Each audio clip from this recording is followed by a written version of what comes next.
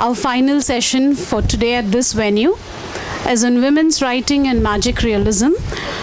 The panelists are Laura Restrepo and Mercedes Cebrian. Moderating the session is Uma Damodar Sridhar. May I request all the three of them to come over to the dais?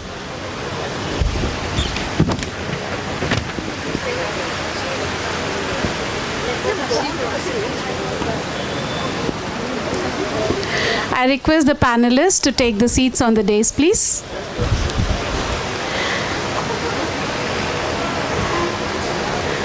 Dr. Uma Damodar Sridhar, who is moderating this session, is Assistant Professor at the English and Foreign Languages University. Her areas of interest are didactics of French language teaching, intercultural communication, and translation.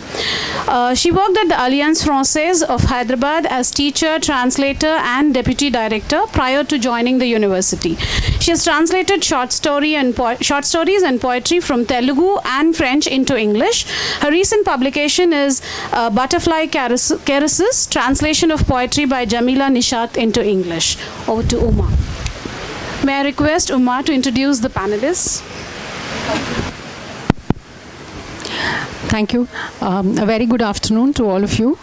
Today we have come for this last session, which is titled Women's Writing and Magical Realism. So I will briefly introduce the writers, the two writers we have here, and then we move on with the session.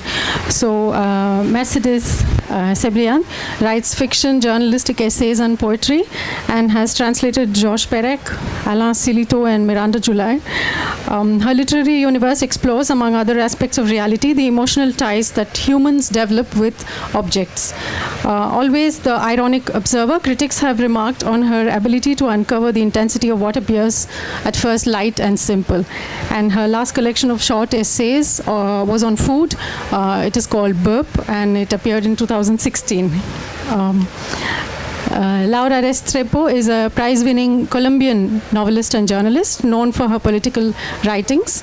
Her novels, such as A Story of a Fascination, Isle of Fusion, A Tale of the Dispossessed, Delirium, Too Many Heroes, draw on her close involvement with resistance movements and peace negotiations, and offer profound insights into the deep scars that violence leaves on the individual and society.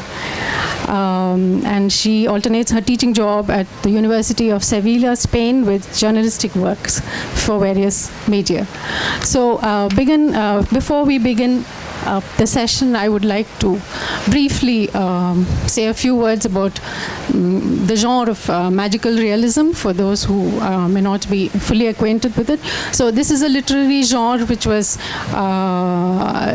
has been in use actually since a very long time in literary history, but which really burst into the international scene with Gabriel Garcia Marquez' 100 Years of Solitude, which describes which describes the life history of the Buendia family, and he uses a brilliant mix of myths, allegory, magic, and weaves it into otherwise ordinary situations, and this is really the trademark of magical realism. So among women writers, Isabel Allende is also known for having used this technique in her novels. And closer to India, we have Salman Rushdie, who has also brilliantly written Midnight's Children. So these are the landmarks, the iconic landmarks which have really brought this literary form into the attention of the world and made it really a very universal phenomenon rather than restricting it to one culture. So that in brief is magical realism for you. But now, without taking up further time, I would like to ask Mercedes and Laura, how do you use this genre in your writing, or do you use this style of writing at all? Hi, thank you very much for listening to us, and I must say that I am really honored, first of all, to be with Laura Restrepo, who is a very good writer from Colombia, and I also think that you are more biographically authorized to speak about magical realism. So I feel like, wow, it's an honor to be here sharing this panel with her.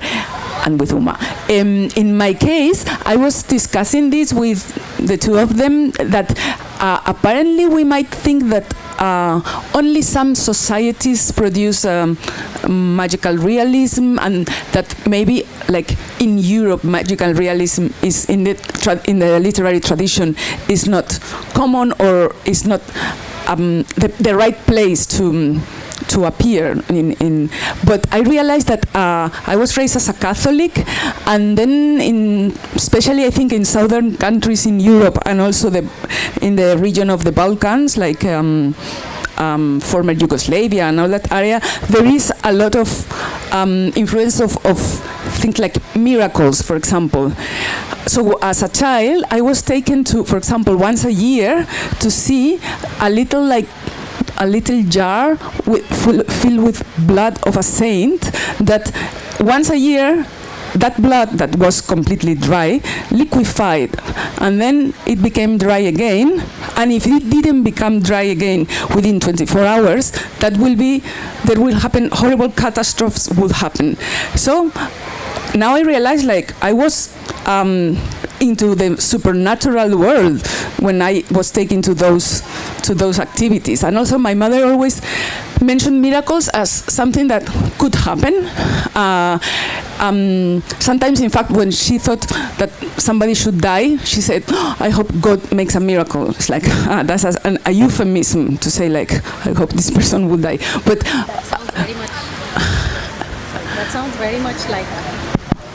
that sounds very much like how we do it here in India. Yeah, so as you realize, there are many similarities. I even didn't realize that until yesterday. So what I want to say is that I think in my literature at the beginning, I have been writing for about 10 years, 12, I rejected all that. Even magical realism as a reader. It's like, oh no, I don't want this. Now I am embracing it again, and in fact in my last book of poems I have some poems about miracles, like thinking about miracles, but always from a perspective of someone who is now in another world, is not that child who was told about miracles as if they were common things. So I might read my poem. It's not too long. It's in English. I mean, I have it translated in English and into English, and then I will read it. There is only one reference that you might not know because it's very Catholic. It's the Pope, all the popes in the Vatican, when they are sick, they go to a hospital called Policlinico Gemelli. I know that from the news because it was very common to know, like, the Pope was in that hospital, so I mention it. So the title is Microbiology of Holy Water Stoups. Holy water stoup is in a church, in a Catholic church, where you get this blessed water that has, like, in a way, magical powers. The water that priest blessed doesn't heal the soldier's wounds, it makes them gangrenous. His mother goes to the hospital every day and sprinkles her lacerated son with little drops of water the faithful have dipped their hands into after work on weekdays or after reading the paper on Sundays. Microscopes and miracles are incompatible. Microbiology generally has the last word. The Policlinico Gemelli is the go-to hospital for a cure. If the defibrillators fail, the next step would be a miracle. You cannot force a miracle. It's granted. It comes if it feels like it, if the patient is worthy of it. Miracle or cataclysm? It's hard to tell the difference. Either is risky.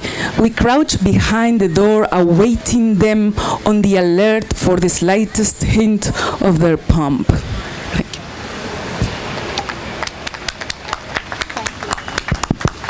Thank you. Yeah. For me, that seemed more like a critique of the miracle also at a certain plane. Yes. Can you hear me? Yeah, okay. Yeah. So, Laura. Wonderful to be here. Is it on? I think we really have to speak like this. I have the impression. Like now? Yes. Now you can hear me? Okay. So wonderful for me to be here, first time in India, which is a miracle for anyone, and to be here with Uma and Mercedes, it's also a privilege for me. Mercedes says that I'm more authorized to talk about magical realism than she is. That's not quite true.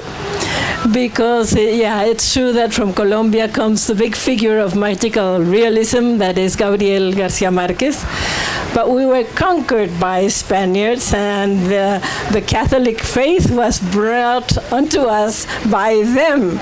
And as she has shown us in her poem, at least a good part of magical realism comes from the beliefs of Catholicism. So, I don't know, at least we share responsibility. And Uma has told us that India is not too much far away from it either. So, okay, the three of us have a common share in that guilt.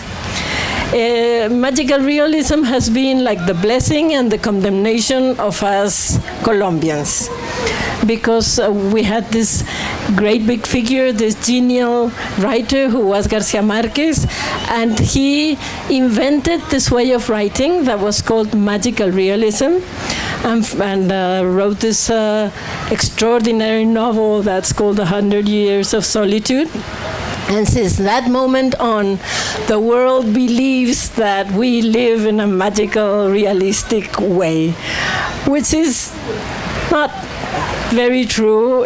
My country is a very difficult country where war and violence are everyday stuff we have to deal with. Getting a job does not depend on a miracle.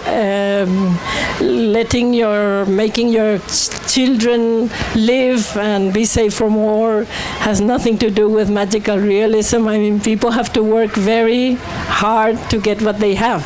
So when I grew up, but because 100 Years of Solitude already has more than half a century, and even so, we're still identified with this technique. I think magical realism is not a reality. Our reality is not magical. It is a technique of writing, and Garcia Marquez was a genius at it. But the writers that came after him have always had to. I'll just give you an example. In my books, when they publish them, they translate it and publish them outside, many of them have yellow butterflies in the cover. Those of you who have read 100 Years of Solitude, at a certain point, Macondo, the town where it takes place, it gets an invasion of yellow butterflies. So I get yellow butterflies on my cover, and I say, but there's not one damn butterfly in my whole book. Why do I get them in the cover? But somehow we are identified with that. And for the writers that came after Garcia Marquez, he was such a genius, and his novel was so great, and the whole world loved it and read it. So for us, it has been hard to.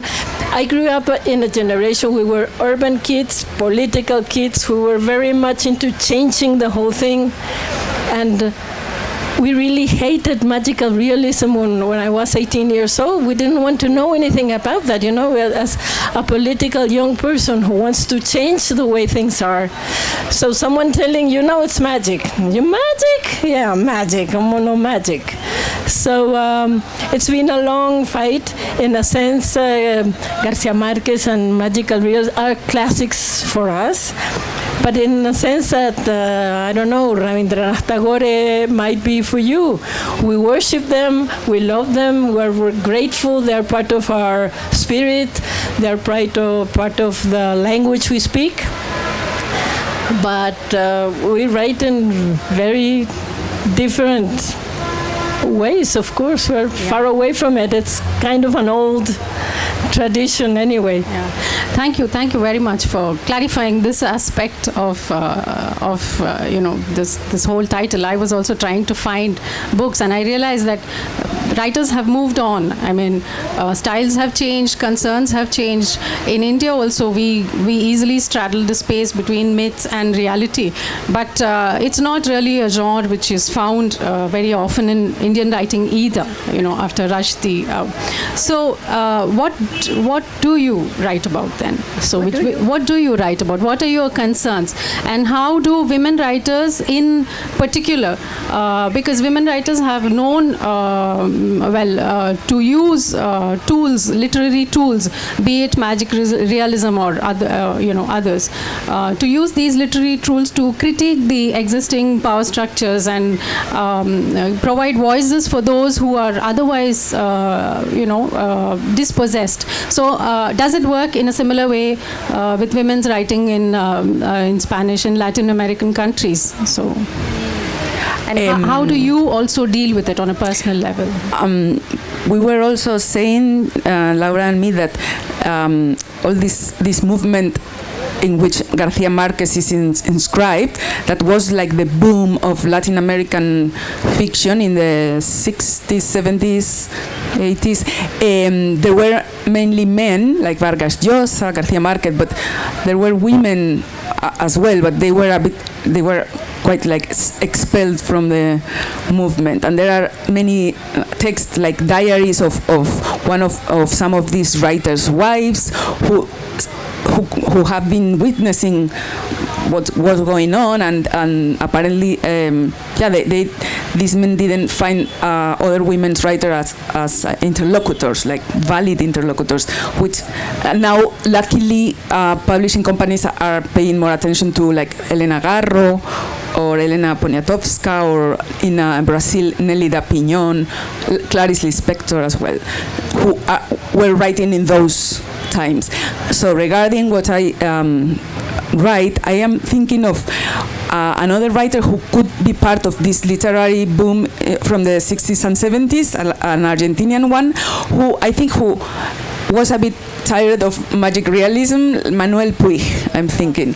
Manuel Puig, his surname is short. I can spell it for you if you want to Google him, Puig. So he lived in Brazil for a long time, and in fact, what he did, and I feel very connected to that, was to think that the fantastical is in your mind. So you don't need to bring it to the world, but you go to the fantastical through your mind. So you can live in a bubble, in a way. So he has a novel, I don't know, the translation, the title in English is very different from the title in Spanish. I don't remember the title in English. So, well, it's about someone who is obsessed by Hollywood and the stars, Hollywood's movies, so and this atmosphere. So this person is kind of living in that bubble. So I think my characters are more into that. That is maybe is one of the tentacles of magical realism, in a way, adapted into another type of society. My characters are more absurd. What I create is stories that can happen in the world. It's not that somebody, for example, can fly or anything that is scientifically impossible, but things that are very unlikely to happen, situations that we will normally see around. For example, someone who needs to use puppets for her daily life because she cannot communicate like this, because it's too difficult for her to exist without using this kind of alter egos. So this is not magical, but it's kind of at the border. And I like to, and if I build those kind of characters, I mean, why building that kind of character? I think it's to use it as a metaphor of like the difficulties we have in our societies. I am mainly writing from an urban perspective. That's what I know better. So I try to analyze, to understand the sorrows and the difficulties of living in a big city, and people who are not having like a large family, but they are on their own. So this loneliness, this sensation of that you have to, you become like I don't know, like an enterprise of yourself. You become your own company. You are like a freelancer of life, in fact. So this is my universe, and I think, because I think if I wrote about other societies, other things, the result, the outcome wouldn't be good, because I will have to really, I don't know, I would be a bit of an imposter, so I prefer to write about things I know, or societies I know. I'd like to come back to what you write in particular after, but we'll listen to Laura's response first. Yes. As Mercedes was saying, there were several great women writers at the same time with magical realism, and they were left out completely. It was supposed to be a man's movement, but not only nowadays they're coming back to life, but Elena Poniatowska, for instance, who was one of them, is now a well-recognized author, but she's more than 80 years old, and she was writing at the same time with them, and many of her books are better than many of the books they wrote at the time. But it was not only did women get left out, but many fine writers like Manuel Puig that Mercedes mentioned that were completely forgotten because they did not write magical realism. Like, they don't do that, they don't exist. Still today, many editors in the world won't translate works of Latin America because they're not written in our magical realism way. So that's why I say it was her blessing, because we had this wonderful literature done, but it's her condemnation because we have it hanging over our necks. Just before we came into this room, we were talking with Uma and Mercedes that the need to push away from us magical realism cannot go over the fact that emotional, imaginary, fantastic life is a very important part of our life too. I mean, how can you compensate? It's not magical realism, but we don't want to leave aside the splendid manner in which our people can recreate the myths every day. I think that's common with India too. Yes, Not only old mythology or traditional mythology, but the way people take it and in a very free way use it and give it other names and make up other gods, and you cannot leave that out of your writing either. It's part of us. Imagination is part of us. There's an example I would like to tell you about this. At a certain point, Colombia has a beautiful region where coffee is grown. No? It's in the mountains, lovely climate, and the green of the coffee leaves all over. And at a certain point, I was going with someone by a road crossing the coffee zone. It's like this, because it's the Andes mountains, of the roads go like this. And at a certain point, I saw everyone just dropping the car and running up the mountain. Everyone was getting down of the car and running up the mountain. So I told the person that was driving my car, stop, I have to go there. Something's happening. I want to see what's going on. So I got down and I ran after the people. They were all climbing. And at a certain point, there were about 2,000 people in a clear part of the wood up there. And they were all standing in circle around a tree. And they were murmurized, and they were saying that the Virgin Mary was appearing on the tree trunk. And everyone was there, and they were going like this and praying, and it was a miracle. They were all looking at the miracle. So I went near the tree because I wanted to see, well, what are they looking at? I want to see it too. So I went near, and I looked this way, and I looked that way, and I didn't see anything. And I didn't feel so good because there were 2,000 people that could look at something, and I didn't see anything. So I felt sort of silly, no? It's not that I'm so bright and intelligent and I've learned and read so much, and then I cannot see. And then the 2,000 are just stupid fools that can see. Maybe it's my fault. So I just asked a gentleman who was standing by me. And I said, excuse me, sir, can I ask you something? If you don't mind, you don't have to answer, but I'd like to ask you, do you see the Virgin there? Because I'm having difficulties. And so he gave me an answer I will never forget. He said, what I see is that a tree is not only a tree. There's more in a tree than just a tree. So I think he gave me the answer. No, you don't have to believe in miracles, but you have to believe there's more in reality than what you can see at first sight. Yeah. Okay. Thank you. We have like 10 minutes left, so one quick question to.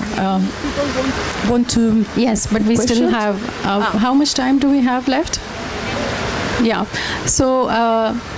Yeah. We have time, yeah. So, Mercedes, coming to your book, Burp, I was very struck with one section where you described this relationship of this woman with her fridge as though it was a human being. It was another human being, and she talks to it, and, you know. So, would you like to tell us about how you went about this, and what were the concerns behind, giving life to, so to speak, an object? Yes, for me it's something I do very frequently in my own life. Maybe I'm like that character, probably. Because we spent a long time attached to many objects, mainly technological these days, like our smartphones that are like, for me, they are part of my body, I think.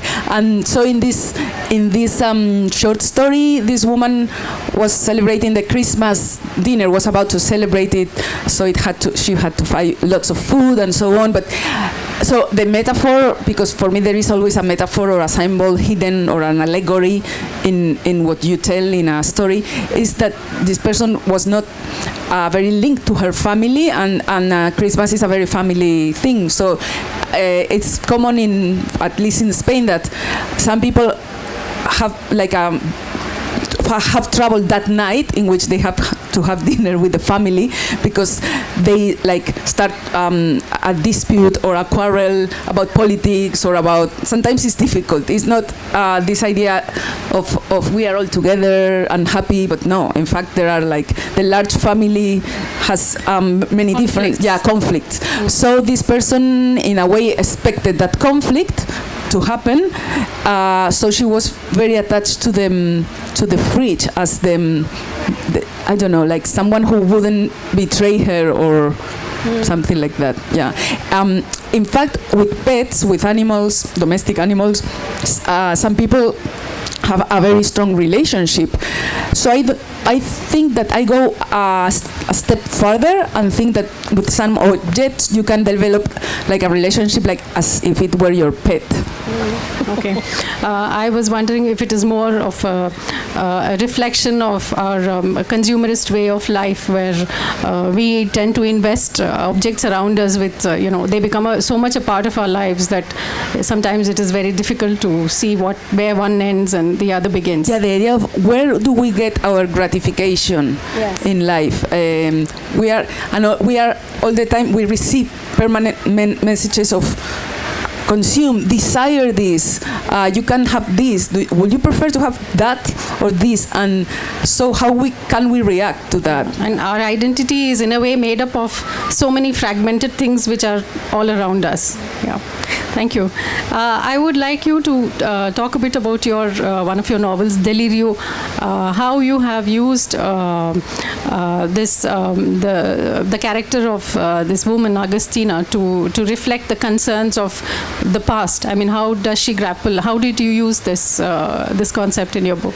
Okay, it's for me a good question, because in this book, Delirium, I did deal in some way with a relation with magical realism. In many other books I have completely forgotten about it, but in this book it's called Delirium because it's about a woman, Agustina, a young woman that goes completely nuts. She goes mad. And the whole thing begins like she has a little brother whom she loves very much, and her brother is a little girlish in the way he acts and talks, and the father becomes very rough with this boy because of that. No, he wants the father wants the little boy to behave in a manly way, so he begins beating the boy, and Agustina, who is a bit older than him, tries in some way to protect him, and as she can't do anything against the strength of the father, she develops like supernatural powers to protect her brother. She says, I have powers of the sight, and I know when father is coming, and I know when we have to run away. And they began to develop, the two of them, the two children, celebrations and rituals around Agustina's powers. So what is like a means of protection, a mental, something they make up to protect the little boy. The little boy finally, okay, so he's homosexual, and he grows up as a homosexual and gets rid of the father and has no problem at all. But Agustina gets like more and more confused while she grows up, and she's more and more lost in this mental reality she has made up. So the book is about all the family lies and all the family secrets upon which power in the family and hierarchies in the family are built up, that get Agustina lost in a sort of labyrinth in her own head, and the way she builds up these mental powers to protect herself against the power structure within the whole family. I mean, the way of making a truth of her own against all the, I don't know how it is in India, but in Colombia, still today, what people do in bed is a huge source of secrets and lies, you know. Somehow, what people do in bed is like something you, especially if it's like a little bit out of the regular relationship.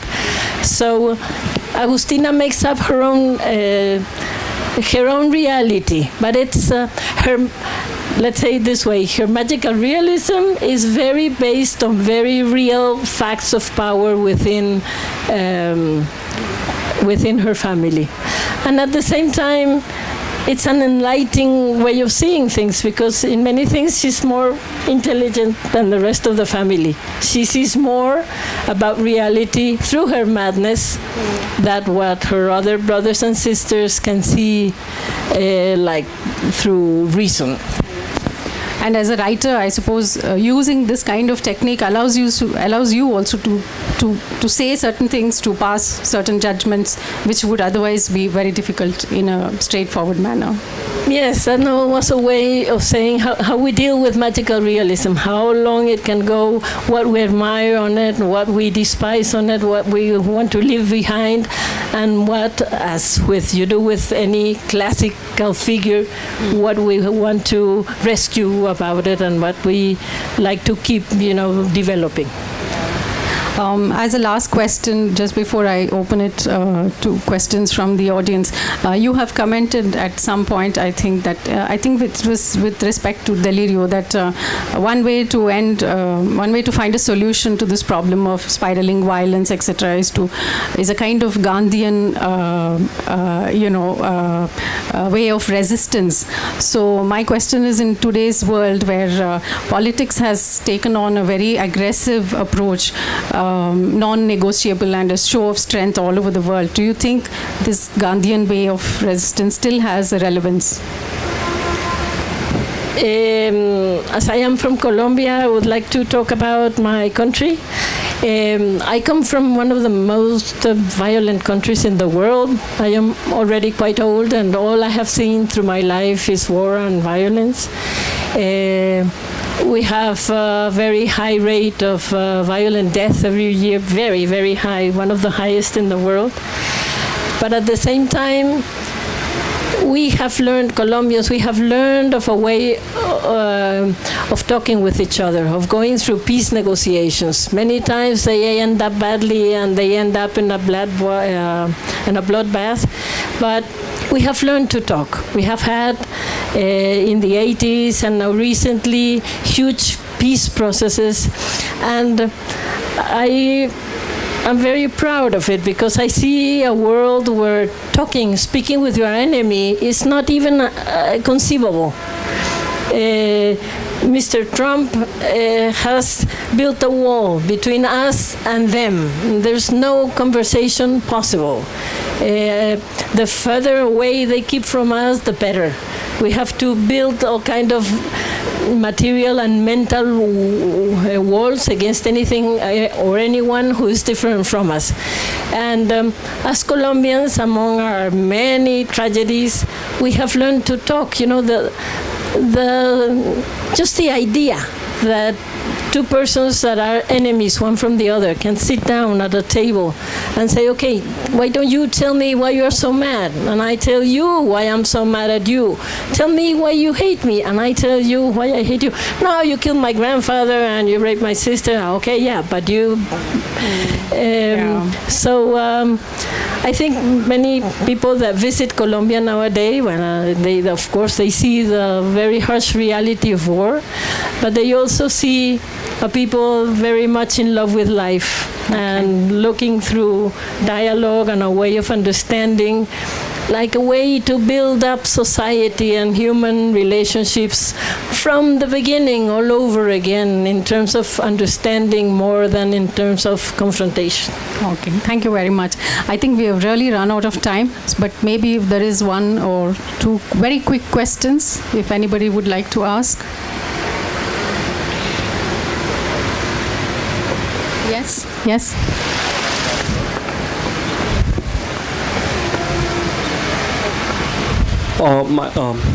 So magic realism really talks about the theme, the genre itself is, there's a certain ambiguity between what is real and what is not.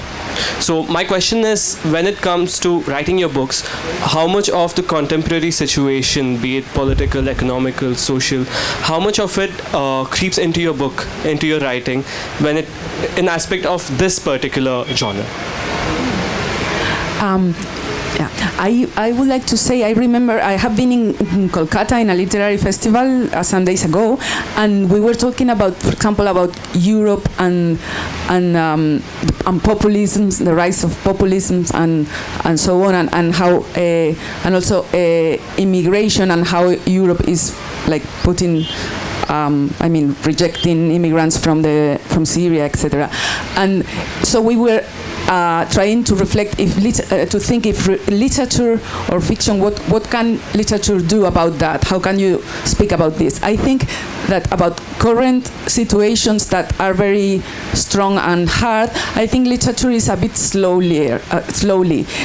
So I think it's more the task of journalism or nonfiction to speak about that, like more like someone who has been there and can see what's going on and tell it. But I think literature is for like, in 10 years' time, I can see there will be the Trump novel, the big novel about Donald Trump. But this year, I wouldn't like to read that novel. We need to wait a bit. And also, there are other aspects of life, these days' life, that are not so linked to the current affairs, but they have to do with our systems, these neoliberal systems we live in. And so, for example, I think of loneliness, and I am thinking of something that is not magical, but is stranger than fiction. I have seen it in some news, or that some people, mainly men, and I've read this happen in Japan mainly, but maybe in other countries, they really build like dolls, human-sized women dolls, as companion. So you might think, oh, they are crazy, this is ridiculous, But I've seen some pictures, and these men really spent a lot of money dressing them, buying things for them, and you realize it's a very tragic thing that is going on. It's not funny. It's about desperate people. So I think literature can deal with that more. I feel more about to speak about that or write about that than about something more political. It's a fine question because it's something that we have to deal with every day. But let me talk not so much about us as writers, but how people deal with it every day, the confusion between what is real and what is magical. This is interesting. In Colombia, the drug dealers, the drug traffickers, the capos of the mafia are called by common folks magicians. Magicians. And that's interesting because why are they magicians in the eyes of the people? Because their money comes from nowhere. I mean, while you have to work so hard to get every penny you have, then the drug traffickers suddenly become awfully rich, but I mean enormously rich, richer than anyone else in the world. So they are magicians. Things come in a very magical way. So in a book that I have, of course, as every Colombian, I had to write about this huge tragedy of the drugs and war against drugs. And I mean, it has ended, destroyed our country. You have to deal with it. And it was always interesting to see how people sort of mix the social and economical reality of drug trafficking with the magical side of it, of getting fantastic mythological fortunes out of nowhere. Yeah. Do we have any other question? Yeah. Can you make it very quick, please? Yeah. This will be our last question, I think. Yeah. When you're going to start writing, is it writing situates you or locates you to start with the magic realism, or generally you may have unconsciousness of making use of this narrative technique in course of writing of a common man or a historian, or that could be a past or the present? Which is it situation or writing demands you to decide to make use of the magic realism? Okay. What's exactly the question? Do you start with the idea of writing with magic realism, or is it something you bring in naturally? So, can you make your question short? I think everything depends on what you want to convey. So I don't think I will never think I will use magical realism in my next book. No, it's if the book is asking for it, a character or a situation. Yeah. Louder. Yeah, I think maybe for me and my generation, it was rather the contrary, absolute contrary. I will not write magical realism. And then with time, you begin to feel more free about it. You know, what am I leaving out because I want to skip this magical realism label, which I dislike. So you sort of open up a door and then begin going into the fantastic and the mythical with more liberty than before. Okay. Okay, thank you very much, Mercedes, Laura. Thank you for a you very very entertaining much, session, Uma. and Thank thank you, you. audience, and thank you, HLF, for giving us this opportunity. Yeah.